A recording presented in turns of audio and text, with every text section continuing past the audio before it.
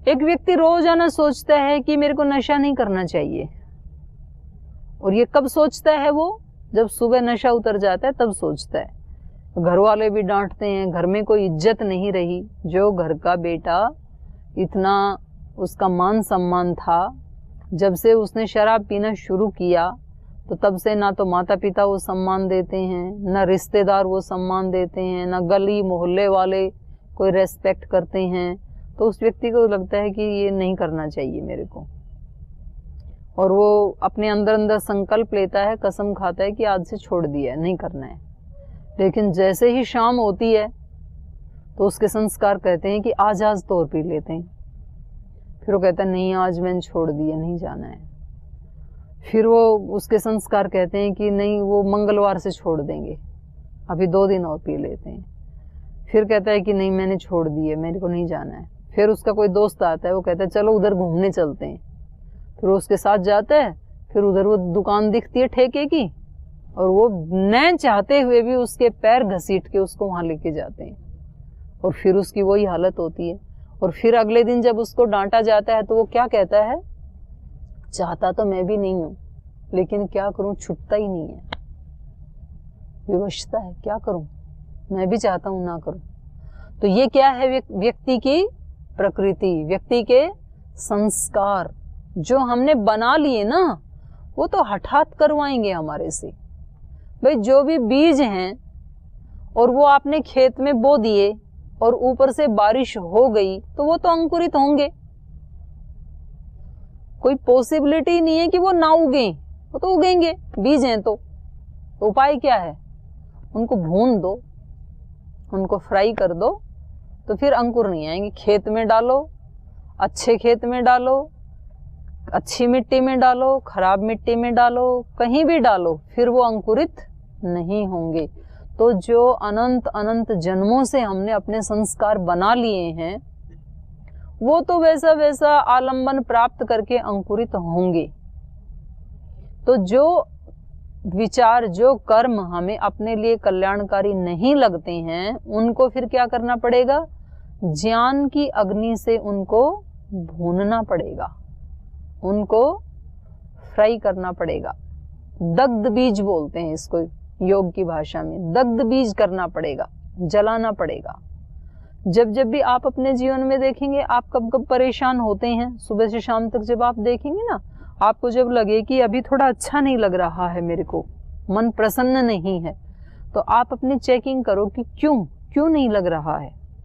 बाहर तो सब कुछ ठीक ठाक है, तो आपको पता लगेगा कि आपने कोई विचार उठा लिया था ऐसा, किसी भी व्यक्ति से संबंधित, किसी भी परिस्थिति से संबंधित, किसी घटना को स्मरण करके, और उस विचार ने आपका ये क्षण, इस समय का जो आपका जीवन है, उसको भी कैसा बना दिया? नीरस बना दिया, रसपूर्ण नहीं है, प्रसन्न नहीं है। तो ये किसने बनाया? तो हम विचार विचार में सोचते हैं कि ये उस व्यक्ति ने मेरे साथ ऐसा किया कि मेरा जीवन ही दुखों से भर दिया। तो आज भी हम अंदर अंदर से किसको कोस रहे हैं? उस व्यक्ति को। पहले जो संस्कार थे उसके कारण तो आज स्मृति आई। संस्कार ही नहीं होते तो स्मृति क्यों आती? और आज मैंने स्मरण करके ये सारा जो थॉट प्रोसेस चलाया, इस चिंतन मनन से उस संस्कार को एक स्टेप और बढ़ा लिया आगे। तो अब कल मेरे को और आसानी से ये कोसा जाएगा। तो नुकसान किसका हो रहा है? मेरा हो रहा है, क्योंकि जितने में ये कालिमा बढ़ा रहा हूं अपने अंदर, इतना मुझे ही साफ करना पड़ेगा। कल तो इतना था, आज इतना कर लिया, फिर कल इतना हो जाएगा, तो परसों इतना होगा। तो इसको मुझे बढ़ाते जाना है, या फिर आज यदि इतना है और आज मैंने इस पे काम करना शुरू किया कि ये जो बनाया, उस समय भी उस व्यक्ति ने गलती की, लेकिन मैंने उस चीज को जो पकड़ के रखा है, ये गलती किसकी है? मेरी है। लेकिन आज मुझे इसको अपने चित्त के अंदर नहीं रखना है, आज साफ करना है। आज इन संस्कारों को, इन बीजों को मुझे दग्ध बीज करना है, भूनना है। कैसे भूनूं? तो ज्ञान से। वो ज्ञान कहां से लाऊं?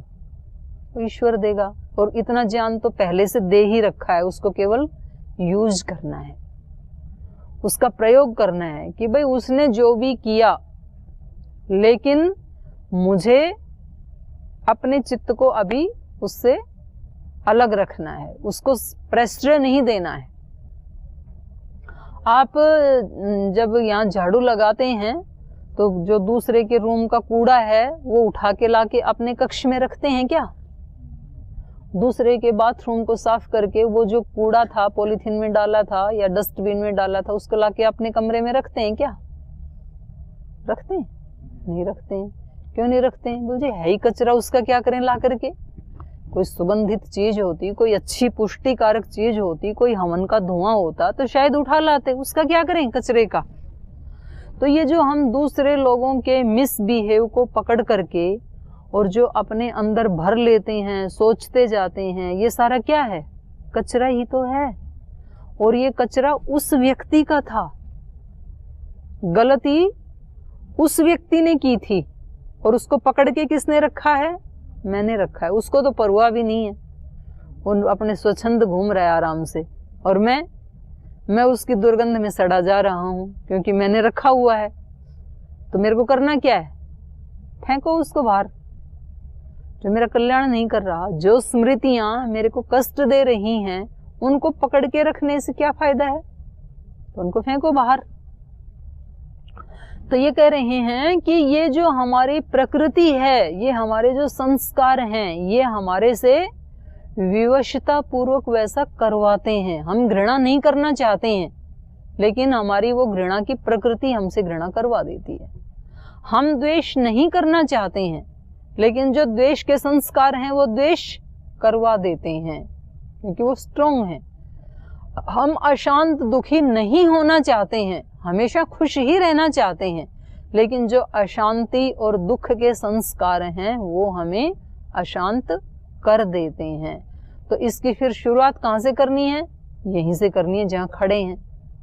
तो उसको हटाने के लिए फिर जो भी साधन हो सकते हैं, अच्छा चिंतन, भगवान का भगवत नाम का स्मरण, सेवा, निष्काम सेवा, दूसरे की हेल्प करना, ये जितने भी साधन बता रहे हैं शास्त्र, उन सब साधनों के अनुष्ठान से फिर वो हट भी जाते हैं। तो हटाने के लिए पुरुषार्थ करना है, बढ़ाने के लिए नहीं करना है।